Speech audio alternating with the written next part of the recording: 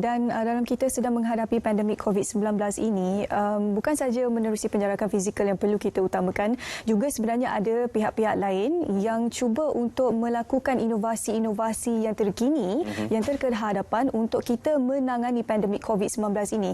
Dan inovasi ini bukan sahaja berada di sekitar dalam masyarakat Malaysia, tapi saya difahamkan ianya mempunyai kolaborasi bersama dengan negara luar.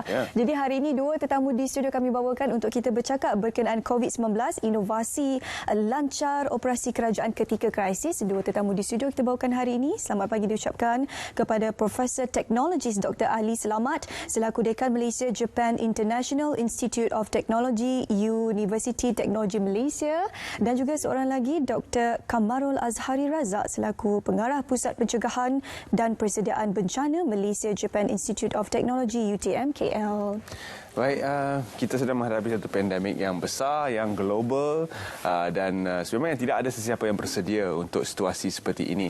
Namun dalam pada itu inovasi ke arah mengurus krisis ini telah pun mula diperkenalkan oleh kerajaan-kerajaan yang telah mengalami situasi ini lebih lama daripada kita mungkin, seperti Jepun. Boleh kita berikan mukadimah berkaitan dengan apa yang dikatakan krisis management ataupun inovasi ke arah menguruskan krisis? Okey, terima kasih Terence dan juga Syuhaidah.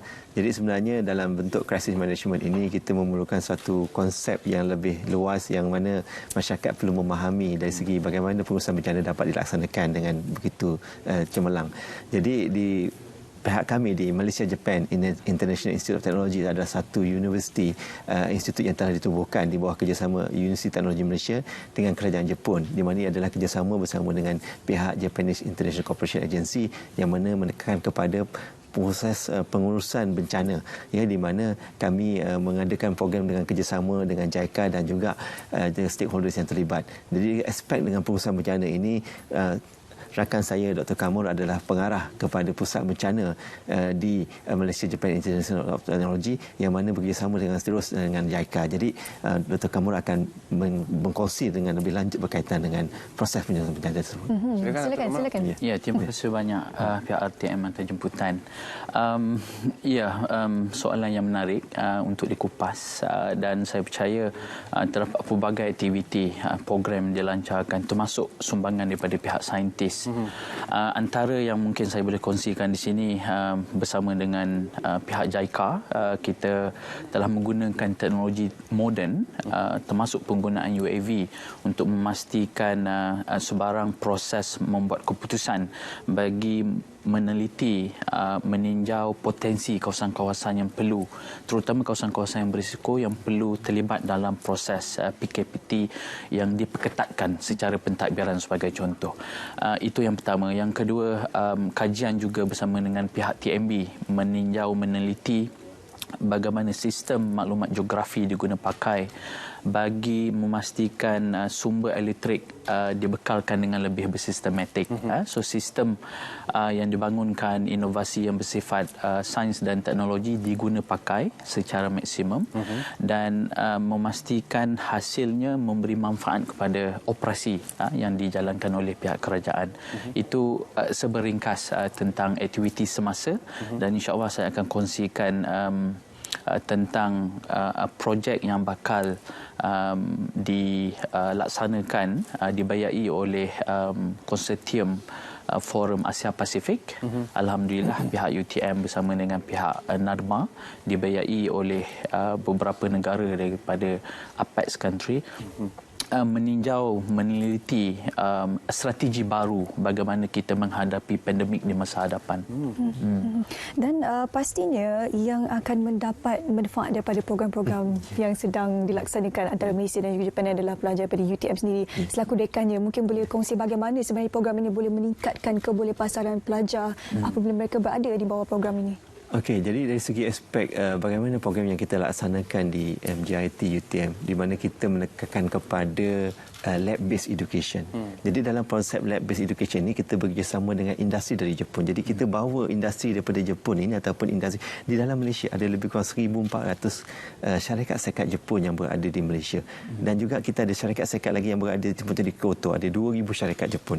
Jadi mereka semua ni sangat teruja dengan kebolehpasaran ataupun dengan dengan kualiti graduate yang telah kita hasilkan. Jadi antara perkara yang kita tekankan dalam pendidikan bertemakan budaya Jepun adalah kita panggil lab based education, di mana daripada peringkat awal lagi kita menghantar pelajar tadi dengan pembelajaran berteraskan kepada industri, di mana pelajar-pelajar tadi didedahkan dengan budaya kerja Jepun, di mana kita menerapkan budaya dipanggil senpai kohai, senior junior, ya, dan kita menerapkan dipanggil sankaku renki, industri dan budaya Jepun kita bawa ke dalam MJIT UTM, di mana mereka dapat melihat bagaimana industri bekerja, bagaimana industri menjalankan penyelidikan, bagaimana sektor-sektor kerajaan di Jepun menjalankan penyelidikan masing-masing, dan bagaimana kita dapat terapkan dalam proses kata-kata kita sebut tadi disaster, pengurusan bencana. Jadi kita bawa juga pelajar-pelajar ini berpeluang untuk mengikuti secara langsung bagaimana proses pengurusan bencana dapat dilaksanakan di syarikat-syarikat dan juga di institusi yang ternama di Jepun. Di mana Jepun ini kita tahu memang mereka setiap tahun saban hari mereka menghadapi isu bencana berkaitan dengan gempa bumi, banjir, tsunami, dan yang baru ni adalah di mana rektor mereka menghadapi gempa bumi, ya. Jadi dengan keadaan tersebut mereka juga bagaimana mereka mengurus bencana. Contohnya seperti tahun ini sepatutnya berlaku Olimpik Tokyo.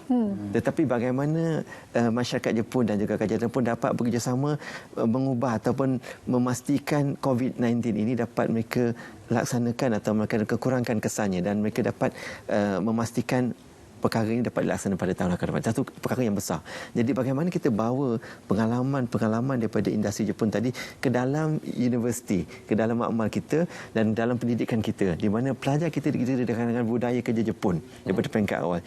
Jadi mereka dapat bekerjasama, dapat memahami budaya kerja Jepun daripada peringkat awal lagi. Kita ajar mereka dengan bahasa Jepun dan tata sila Jepun. Di mana di MJIT UTM pada peringkat awal penubuhannya kita ada 30 profesor Jepun yang mereka khusus datang untuk mengajar pelajar kita. Dan sekarang ini kita ada 10 orang yang secara sepenuh masa bekerja dengan kami, dan juga lebih kurang 30 lagi yang datang secara jangka masa pendek. Antaranya adalah profesor yang kita datangkan khusus untuk membantu program pendidikan pengurusan bencana. Contoh perkara yang kita tetap laksanakan di MJIT. Baik, kita khususkan kepada program itu, pendidikan bencana ini. Mungkin sesuatu yang baru yang mungkin kita tidak dengar tetapi adalah penting untuk para pelajar kita bagi meningkatkan kebolehpasaran mereka nanti. Jadi boleh kita khususkan apakah yang dimaksudkan dengan pendidikan bencana itu tadi? Okey, terima kasih banyak Terence.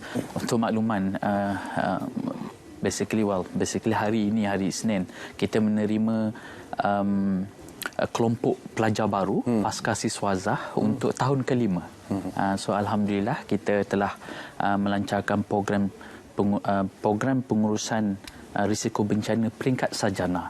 Kita bawakan 10 profesor Jepun setiap tahun untuk mendalami ini di peringkat pengajian di peringkat tinggi seperti mana dimaklumkan oleh Profesor Ali sebentar tadi.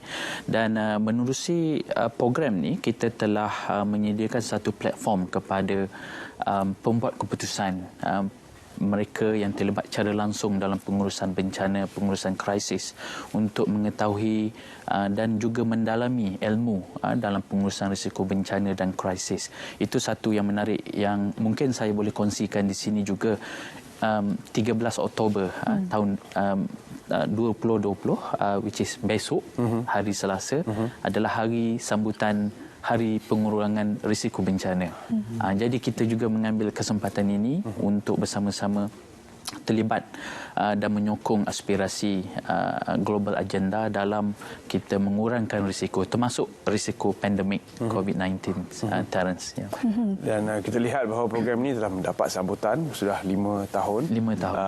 Jadi merupakan satu program yang sekian lama telah pun di pasaran sebenarnya. Bagaimana untuk kebolehpasaran tadi? Industri-industri yang memerlukan khidmat ataupun pelajar-pelajar yang berkelulusan sarjana dalam bidang ini, sejauh mana mereka diterima? Okey, dari segi aspek pasaran, hanya untuk kalau disebut program dipanggil Master in Disaster Management tadi, kebanyakannya pelajar-pelajar sarjana kita ni datang khusus daripada institusi yang terlibat di segi aspek pengurusan bencana seperti NADMA, seperti JPAM, seperti Kementerian Parit dan Salin Air, Kementerian Saliran, dan juga agensi-agensi lain yang berkaitan.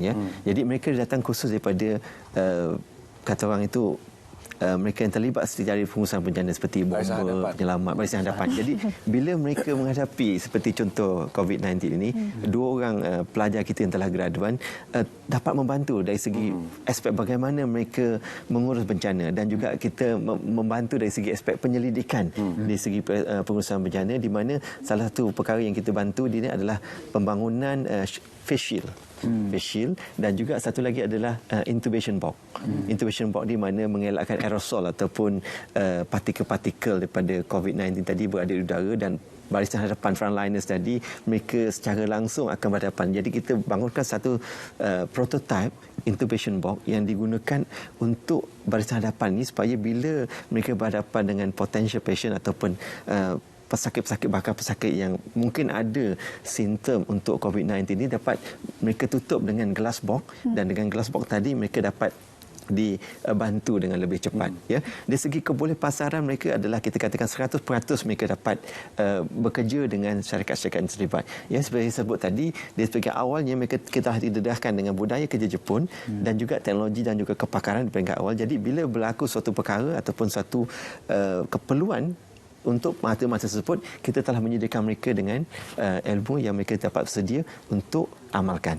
Ya, jadi ini adalah satu persediaan yang telah kita sediakan kepada pelajar, dan mana juga kita bawa pelajar tadi ke industri Jepun ataupun ke contohnya Hospital Kobe. Kita bawa antara pelajar kita ni ke Hospital Kobe, bagaimana Hospital Kobe ini dapat menyelesaikan ataupun membantu ketika Kobe earthquake dan juga di Fukushima earthquake. Jadi pakar-pakar yang secara langsung terlibat dengan pengurusan bencana tadi kita datangkan khusus kepada pelajar-pelajar kita, dan pelajar kita juga melihat peralatan, cara kerja mereka dan sebagainya. Dan bila mereka pulang dan mereka pergi ke institusi mereka yang terlibat secara langsung, mereka dapat melihat apakah keperluan yang mereka telah ataupun mereka perlu sediakan pada masa tersebut. Dan kalau doktor boleh kongsikan setakat ini yang masih lagi dalam kajian inovasi-inovasi yang sedang dibangunkan dalam kita menghadapi pandemik COVID-19, sebab kita tak tahu bila ianya akan berakhir, dan kemungkinan besar gelombang keempat, kelima akan berlaku juga selepas ini selagi mana vaksin belum dijumpai. Jadi saya yakin inovasi itu sedang dibangunkan oleh pihak NGIIT sendiri. Ya, terima kasih banyak Syuhada. Ya, kami Disaster Preparedness Prevention Center ataupun in short kita panggil DPPC, satu-satunya pusat pengurusan risiko bencana yang menawarkan program pengajian dan juga penyelidikan transnational, yang di mana kita menjalankan penyelidikan kajian yang berimpak tinggi dan memahami keperluan yang diperlukan oleh operasi kerajaan sebagai contoh. So antara inovasi-inovasi di masa hadapan, kita memberi keutamaan kepada data analitik, pengurusan data itu sendiri. Kita memainkan jumlah cases, seperti mana cara semaklum 561 agak tinggi cases, dan kita amati di peringkat dunia 38 juta cases positif. Dan seperti mana Syuhaidah maklumkan, gelombang ketiga dan persiapan untuk menghadapi kemungkinan gelombang di masa hadapan. So ada beberapa peranan dan sumbangan daripada pihak saintis, pihak akademia untuk membantu kerajaan dalam mengurus data, itu yang pertama, dan membuat penilaian yang berasaskan saintifik, data saintifik yang mungkin boleh membantu membuat keputusan yang lebih bijak.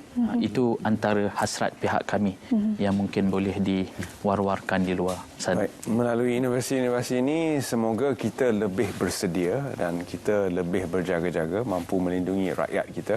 Ini merupakan antara kajian akademik yang akan banyak membantu sebenarnya kita untuk membuat keputusan-keputusan yang seperti kata doktor berdasarkan sains. Terima kasih kita ucapkan kerana sudi bersama kami dalam Saat Pagi Malaysia pagi ini. Sama-sama. Okey, kami berharap agar topik ini dapat memberikan sedikit kesedaran dan juga suntikan untuk anda kepada mungkin anak-anak anda yang berminat untuk membuat kajian dan juga berada dalam bidang ini. UTM adalah hala tuju anda. Anda boleh dapatkan cara ataupun maklumat lanjut selepas ini ya. Memangnya kami perlu